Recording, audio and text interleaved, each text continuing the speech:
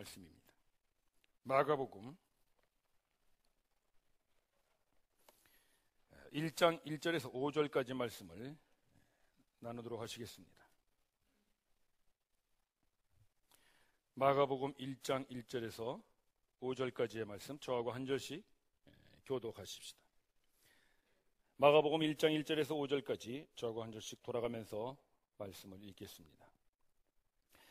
하나님의 아들 예수 그리스도 복음의 시작이라.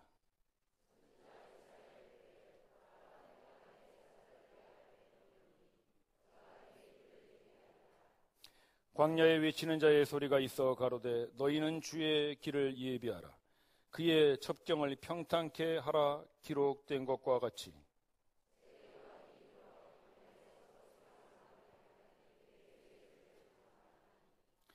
유대 지방과 예루살렘 사람이 다 나아가 자기의 죄를 자백하고 요단강에서 그에게 세례를 받더라. 아멘.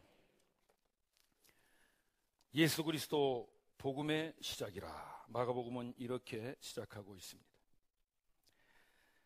우리들 중에 어려서부터 교회를 다녔던 분들은 아마 복음이라는 말을 많이 들었을 것입니다. 그런데 혹시 그 중에는 저 같은 생각을 하면서 복음이라는 말을 들은 분들이 많이 있지 않을까 싶어요. 저는 어린 시절 주일학교를 가면은 교회 선생님이 복음이라고 하면 언제나 멸치볶음을 생각하곤 했습니다. 어머니가 도시락 반찬으로 싸주시던 멸치볶음. 왜 자꾸 교회에서는 멸치볶음 얘기는 하는 걸까? 그러다가 조금 나이가 들고 나서는 낙지볶음으로 메뉴가 바뀌더라고요. 어떤 때는 볶음밥도 되고. 저는 복음이라는 말이 뭔지를 모르고 교회를 오래 다녔습니다. 혹시 우리들 중에도 복음하면은 그 뜻이 무엇인지를 잘 모르시는 분들이 계신지 모르겠어요. 복음이라는 말은 말 그대로 복된 소식이라는 말입니다. 복된 소식, 기쁜 소식 또는 좋은 소식, 복음입니다. 그런데 예수 그리스도 복음의 시작이라 이렇게 되어 있어요. 예수 그리스도의 복음의 시작이 아니라 예수 그리스도 복음의 시작. 중간에 쉼표도 없고 뭐 의라고 하는 소유격도 없어요. 그냥 예수 그리스도 복음의 시작. 그렇다면 예수 그리스도가 곧 복음이라는 것이죠. 예수 그리스도 자신이 곧 기쁜 소식이고 복된 소식이라는 것이죠. 제가 이제 6개월 안식년을 마치고 돌아온다고 하니까 우리 형제자매들에게 선물을 좀 사갖고 가야 되지 않겠나 그런 생각이 들더라고요. 제가 제 아내에게 그랬죠. 여보, 한 1000개쯤 살 수 있는 뭐 선물이 없을까? 그랬더니 제 아내가 그래요. 여보, 당신이 선물을 사갖고 가는 것보다 당신이 성령 충만한 사람이 돼서 돌아가는 그것이 우리 성도들에게 제일 좋은 선물이 아니겠소? 아멘 안 하시는 분은 나중에 오시면 제가 선물 사드리겠습니다. 참 정말 제 아내가 아주 좋은 말을 하더라고요. 예수 그리스도가 가져오는 무엇이 복음이 아니고 예수 그리스도 그분 자신이 우리에게 가장 기쁜 소식이고 가장 복된 소식이기 때문에 마가는 예수 그리스도 복음의 시작이다 이렇게 말씀하시는 것입니다. 따라서 예수 그리스도를 만나는 사람, 그 사람은 복음을 만나는 것입니다. 예수 그리스도 그 사람을 아는 사람은 기쁘고 복된 소식을 아는 것입니다. 그런데 도대체 예수 그리스도 그가 기쁜 소식이고 그가 복된 소식이라고 하는 그 좋은 소식이 무엇을 말하는 것인가? 마가는 예수 그리스도 복음의 시작이라고 해놓고 그 다음에 바로 어떤 말씀을 인용하냐면 이사야 선지자의 말씀을 인용합니다. 3절을 보시면 주의 길을 예비하라. 그의 첩경을 평탄케 하라라고 하는 이사야 40장 3절의 말씀을 인용하고 있는 것입니다. 이 말씀의 배경은 이렇습니다. 이스라엘 백성들이 바벨론에 포로로 끌려갔었죠. 포로 생활을 하고 70년의 포로 생활이 지나면 다시 그들을 해방시켜서 고향 예루살렘으로 돌아오게 하겠다라고 하는 하나님의 약속의 말씀을 이사야 선지자가 그 이스라엘 백성들에게 예언하고 있는 것입니다. 따라서 주의 길을 예비하라라고 하는 그 길은 뭐냐면은 바벨론에서부터 예루살렘까지 오는 그 길을 말하는 것이죠. 그 당시에는 무슨 고속도로가 있는 것이 아니니까 산도 있고 골짜기도 있고, 그러니까 그 길을 따라서 이스라엘 백성들이 귀환하는 데에 그 길을 평탄케 준비하라는 것이죠. 산은 깎아서 평탄하게 만들고 골짜기는 메꾸어서 길을 평평하게 만들어라. 그러면 이스라엘 백성들이 그 포로 생활을 마치고 예루살렘으로 돌아올 것이다. 그것을 준비하라는 것입니다. 그런데 왜 주의 길을 예비하라고 했냐면 그 이스라엘 백성들을 이끌고 오시는 분이 누구냐? 하나님이시라는 거예요. 즉 하나님께서 그들을 해방시키실 것이니까 그들의 길을, 주의 길을 예비하는 것 같이 예비하라. 즉 그런 이스라엘의 역사를 잘 아는 유대인들이 이 마가복음을 처음 읽을 때 느끼는 그 복음, 가장 좋은 소식, 가장 기쁜 소식은 바로 자기들의 조상들이 바벨론에서부터 풀려나온 해방을 연상했던 것입니다. 포로로 잡혀있는 자들에게 가장 큰 기쁘고 좋은 소식은 당연히 해방이죠. 우리 민족에게도 해방이 아주 기쁘고 좋은 소식이 됐던 때가 있죠. 1945년 8월 15일. 그 이전에 태어나신 분들은 아마 그날의 감격을 아실 거예요. 우리는 그 이후에 태어났기 때문에 그 감격을 잘 몰라요. 그러나 우리는 8.15 광복절 때마다 그 노래를 부르지 않습니까? 흙 다시 만져보고자 바닷물도 출렁인다, 춤을 춘다. 예. 저는 중학교 때 불러봐가지고 그 다음에는 뭐 어떻게 부르는지 잘 모르겠어요. 근데 우리는 그냥 노래는 부르는데 사실 흙 다시 만져보고 바닷물이 뭐 춤을 추는 그런 감동이 없죠. 왜냐하면 우리는 그 현장이 없었기 때문에. 그러나 이스라엘 백성들은 달라요. 그 사람들은 실제로 바벨론 포로 70년에서 풀려나오는 그 감격을 가지고 있는 사람들이었습니다. 따라서 마가복음을 읽는 그 초대교회 성도들은 자기들의 조상들이 가졌던 그 해방의 감격들을 생각하면서 복음을 생각했던 것입니다. 따라서 우리는 앞으로 마가복음을 읽으면서 복음이라는 말을 들으면 항상 생각해야 하는 것이 해방입니다. 자유이고요. 그러니까 이 말씀은 이렇게 읽을 수 있는 거예요. 예수 그리스도 복음의 시작이라는 말은 예수 그리스도 해방의 시작이라는 것이에요. 예수 그리스도 자유의 시작이다. 이런 말인 것입니다. 오늘 혹시 교회를 처음 오신 분 또는 예수 그리스도에 대해서 처음 들으시는 분이 계시다면, 여러분들이 오늘 예수 그리스도를 만난다면 여러분들에게 해방과 자유가 시작되어짐을 믿으십시오. 예수 그리스도, 그분은 복음의 시작이며 해방의 시작이며 자유의 시작입니다.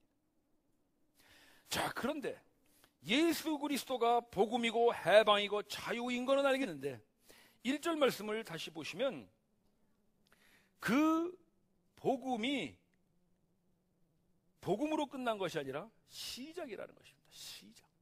복음의 시작. 왜 그냥 예수 그리스도 복음이라고 하지 않고 예수 그리스도 복음의 시작이라고 했을까? 여러분, 시작이 있으면 뭐가 있다는 것입니까? 끝이 있다는 것이죠. 즉 예수 그리스도가 복음을 시작하셨는데 아직 끝나지는 않았다는 것입니다. 예수 그리스도가 해방을 시작하셨는데 아직 끝나지는 않았다는 것입니다. 그러면 도대체 예수님이 해방을 시작하셨는데 아직 끝나지 않았다는 말은 무엇인가? 이스라엘 백성들이 바벨론에서 이제 포로 석방돼서 예루살렘으로 돌아왔습니다. 그러나 그들이 예루살렘으로 돌아와서 해방되었다고는 하지만은 사실 예루살렘에는 여전히 그 이스라엘 백성들을 반대하는 무리들이 있었죠. 그들이 포로로 끌려간 다음에 다른 나라에서부터 끌려온 다른 이방 민족들, 사마리아인들, 무슨 호론 사람 산발랏, 여러분 구약 읽을 때 많이 보셨죠? 산발랏 읽을 때마다 우리는 언제나 산발락지를 생각합니다만은, 또 암몬 사람 도비야, 무슨 아라비아 사람 겟셈, 이런 이방 민족들이 계속해서 이스라엘 백성을 공격하고 모함하고 반대했던 것입니다. 따라서 그들은 비록 바벨론에서부터 해방되기는 했지만 그들의 싸움은 계속되고 있었습니다. 그들의 해방은 시작되었지만 아직 완성된 것은 아니었습니다. 오늘 예수님께서 복음의 시작이 되시고 해방의 시작이 되신다는 것은 그분이 우리를 해방시키시고 우리에게 자유를 주신 것은 맞지만 그것은 아직 끝나지 않았다는 것입니다. 우리는 해방이 시작됐지만 해방의 완성을 향하여 계속 가야 하고, 자유가 시작됐지만 자유의 완성을 향하여 계속 가야 하는 과정 중에 있는 것입니다.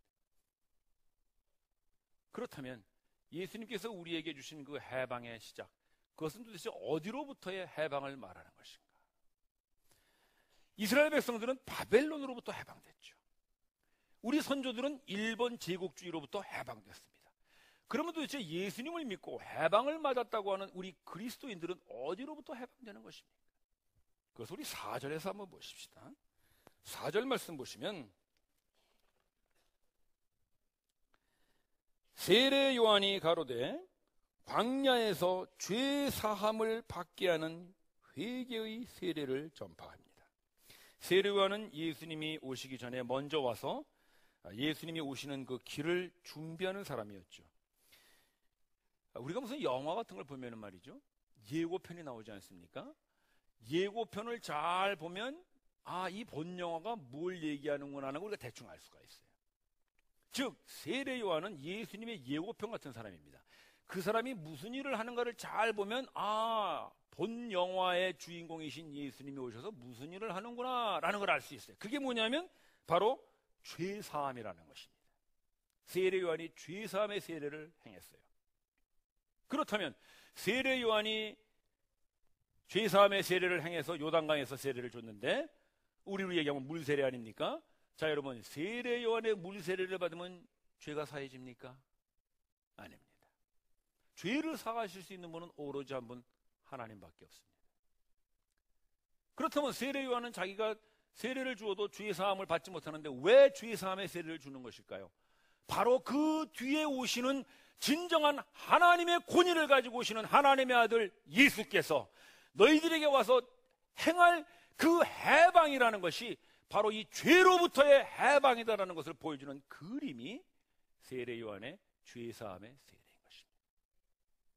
저희 교회에서도 세례를 합니다. 물속에 훅 들어갔다 나오는 침례도 하고 약식 세례도 하고 세례를 합니다.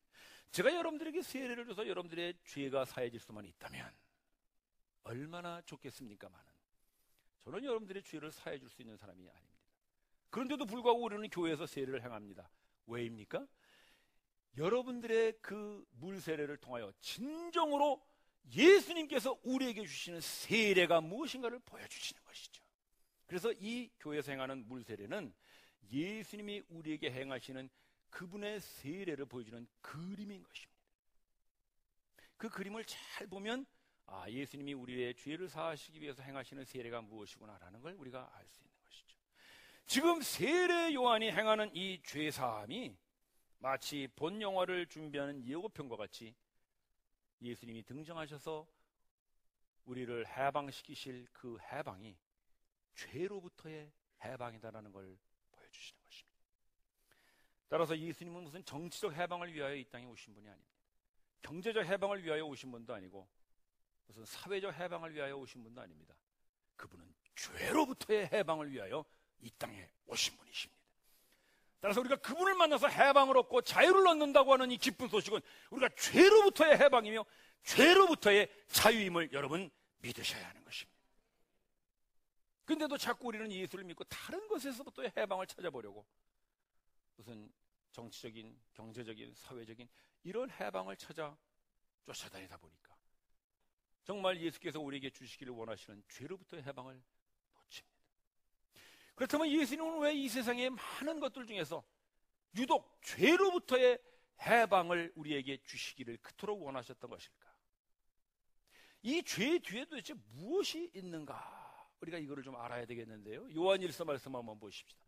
요한일서 3장 8절 말씀인데 여러분들이 한번 읽어보시기 바랍니다. 시작.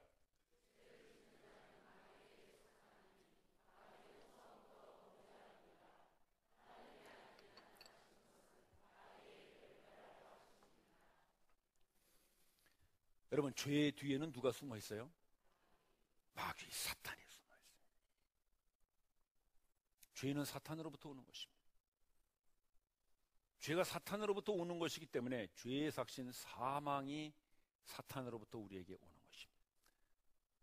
따라서 우리가 이 세상 살아가면서 죄를 범하고 사망에 대한 두려움을 가지고 세상 살아가는 데 대한 걱정과 염려를 가지는 것, 이 모든 것들은 바로 그 죄의 뒤에서 우리를 공격하는 그 사탄의 세력 때문인 것입니다.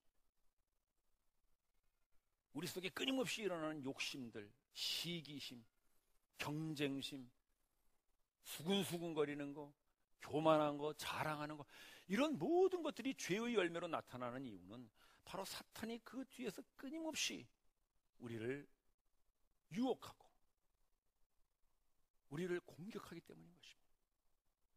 따라서 예수님께서 죄로부터 우리를 해방시키시겠다는 것은 그 죄의 근본된 사탄으로부터 우리를 해방시키심으로써 우리에게 진정한 행복과 기쁨을 주시겠다는 것, 그것이 바로 예수 그리스도 복음의 시작인 것입니다.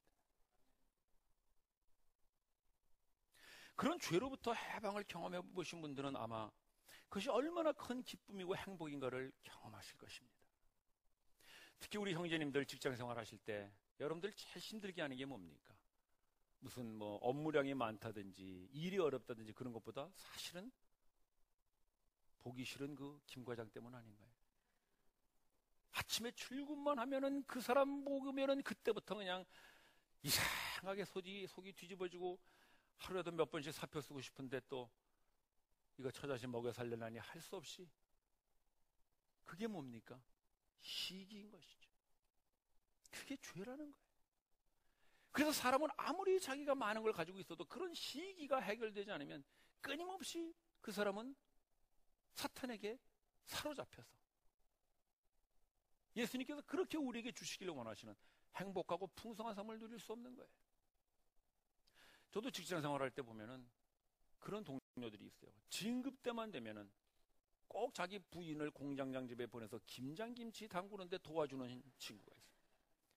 그때가 딱 고가 평정할 때거든요. 야, 참 치사하다. 근데 그래가지고 또 진급을 해요. 그래서 내가 그랬어요. 그 친구 보고, 야, 너는 김장 과장이다. 우리 형제님들 회사에 혹시 쇼파 상무 있는지 모르겠어요. 저희 회사 될 때는 쇼파 상무라고 있었어요.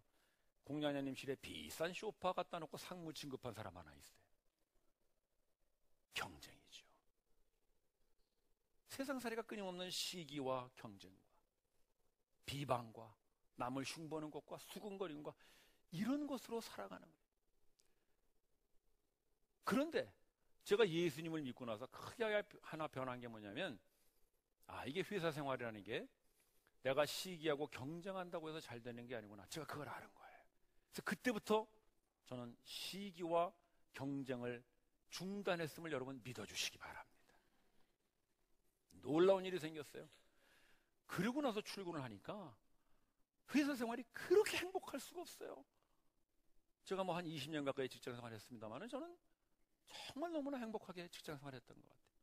출근을 하면은 뭐 시기할 사람이 있습니까? 경쟁할 사람이 있습니까? 때가 되면 하나님께서 사장님 통해서 봉급 보내주시지. 가끔 보너스도 보내주시지. 우리 형제님들 기억하세요. 여러분 봉급은 사장님이 주는 게 아닙니다. 하나님께서 사장님 통해서 여러분들에게 주시는 거예요. 그래서 우리가 헌금 드리고 그것이 하나님으로부터 온 것임을 고백하여 우리가 교회를 섬기는 것이죠. 또 때가 되면 하나님께서 높이셔요. 그래서 저희 집사람이 공장님 집에 한 번도 김장김치 도와주러 안 갔지만 제가 회사 그만둘 때까지 하나님 높여주셔서 직장생활 잘하고 그만뒀습니다. 시기와 욕심, 경쟁과 비방, 이런 것들로부터의 해방, 그게 얼마나 우리를 행복하게 해주는 것인지 예수님은 아시는 것입니다. 그래서 예수님이 우리에게 진정한 행복과 풍성한 삶을 주시기 위하여 우리의 어떤 경쟁과 시기를 채워주시는 것이 아니라 오히려 그 경쟁과 시기를 가져오는 죄로부터, 사탄으로부터 우리를 해방시키심으로써 우리에게 진정한 행복과 축복된 삶을 주시는 것입니다. 그런데 그 해방과 자유가 아직 끝나지는 않았다는 것입니다. 이스라엘 백성들이 바벨론에서 풀려나와서 예루살렘으로 돌아와 해방이 되긴 됐지만 거기에는 여전히 산발락과 도비아가 대기하고 있고 사마리아인과 아라비아인들이 끊임없이 그들을 공격하는 해방의 끝이 남아 있습니다. 우리도 그렇습니다. 예수님께서 십자가에서 그 못 박히신 손으로 그 사탄의 허리를 부러뜨리시고 그 못 박히신 발로 사탄의 머리를 짓밟으심으로써 드디어는 우리에게 해방을 시작하셨습니다. 그러나 아직 끝나지는 않았습니다. 머리가 깨어지고 허리가 부러진 그 사탄은 지금도 그 남은 힘을 다해서 믿는 성도들이라도 어쨌든 시험해 보려고 끊임없이 우리 속에 욕심과 시기와 경쟁을 일으켜서 끌고 가려고 하는 것입니다. 어떻게 해야 하는 것입니까? 우리는 어떻게 하여야 이 해방의 시작과 해방의 완성 사이에서 살아가야 하는 것입니다. 1944년 6월이면 한창 2차 세계대전이 진행되고 있을 때입니다. 그때 이 2차 세계대전을 미국, 영국 연합군의 결정적인 승리를 가져오게 하는 작전이 하나 있었어요. 우리가 잘 아는 노르만디 상륙 작전입니다. 그 프랑스 해변에 노르만디 해변을 이제 미영 연합군이 상륙하는 것이죠. 근데 그 상륙하는 날 1944년 6월 그날이 태풍이 그 지역에 불었다고 합니다. 그래서 이 독일 나치스는 설마 이렇게 태풍 부는데 뭐 상륙 작전을 하겠나 방심했던 것이죠. 근데 그때 이제 미국의 아이젠하워 장군이 결단을 내려서 그 태풍을 뚫고 상륙 작전을 감행했는데 성공했습니다. 그래서 그날 그 연합군이 노르만디 상륙을 성공한 그날이 바로 2차 세계대전을 승리로 결정하는 날이다. 그래서 The Decision Day라 그래요. 결정된 날이라는 것이죠. Decision Day. 그래서 그 Decision의 D를 따서 D-Day라고 부르는 것입니다. 결정된 날에 승리가 결정된 날 D-Day죠. 그러나 실제로 2차 세계대전이 끝난 것은 그로부터 한 10달이 지난 1945년 4월 나치스의 히틀러가 자살을 한 그 이후에 전쟁은 종식됩니다. 그래서 히틀러가 죽고 전쟁이 종식된 그날을 빅토리 데이, 승리의 날 V-Day라고 그래요. 즉 승리가 결정된 D-Day로부터 승리를 붙잡은 완성한 그 V-Day까지는 10달의 기간이 있었어요. 근데 그 10달의 기간 동안 이미 노르만디 상륙작전으로 우리가 분명히 이길 것이다라는 승리를 확신한 사람들은 비록 독일의 나치스가 아무리 공격해온다 할지라도 그들에게 굴복하지 않았습니다. 그리고 끊임없이 그들을 향해 저항한 사람들이 있습니다. 그 사람들이 바로 프랑스의 레지스탕트들이죠. 그들은 뭐 별로 가진 것 없고 무기도 독일 나치스보다 훨씬 못하지만은 그들은 이미 연합군이 노르만디 상륙작전을 성공했다는 것을 알기 때문에 우리의 승리는 분명하다라고 하는 그 확신이 있었어요. 그래서 그들은 그 D-Day로부터 V-Day까지 10달 기간 동안 결코 두려워하지 않고 굴복하지 않고 끊임없이 독일 나치스를 향하여 저항한 레지스탕들이 되어서 그 V-Day의 승리를 맛보았던 것입니다. 형제자매 여러분, 예수님께서 십자가에서 그 사탄의 머리를 박살내시고 사탄의 허리를 부러뜨신 그날이 바로 우리의 해방이 시작된 승리를 결정한 날 D-Day인 것입니다. 그러나 그 D-Day로부터 우리가 승리를 우리의 손으로 붙잡는 V-Day까지는 남아있습니다. 그것이 우리의 신앙의 여정이며 그것이 우리의 신앙의 인생인 것입니다. 어떻게 해야 되겠습니까? 이 D-Day로부터 V-Day까지 우리는 어떻게 해야 되겠습니까?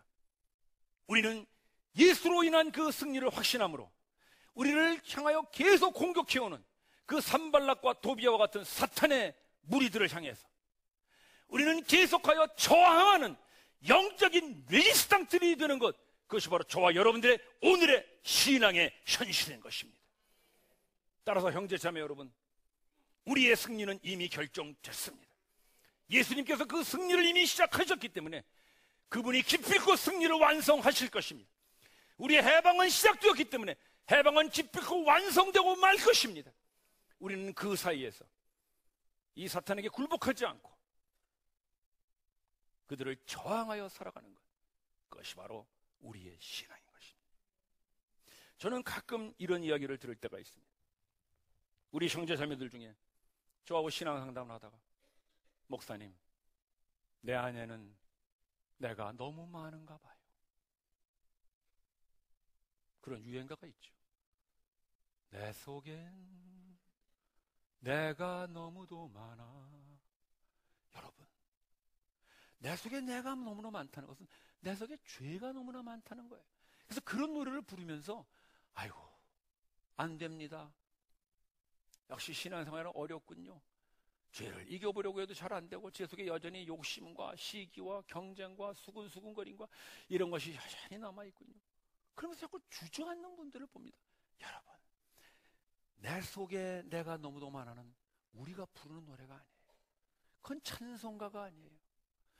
그런 노래를 부르면서 어쩔 수 없다고 하는 내 자신을 위로하고 어쩔 수 없다는 내 자신을 합리화하는 그것은 우리에게 이미 해방이 시작됐다는 것을 속이는 사탄의 속임수임을 여러분 아셔야 하는 것입니다.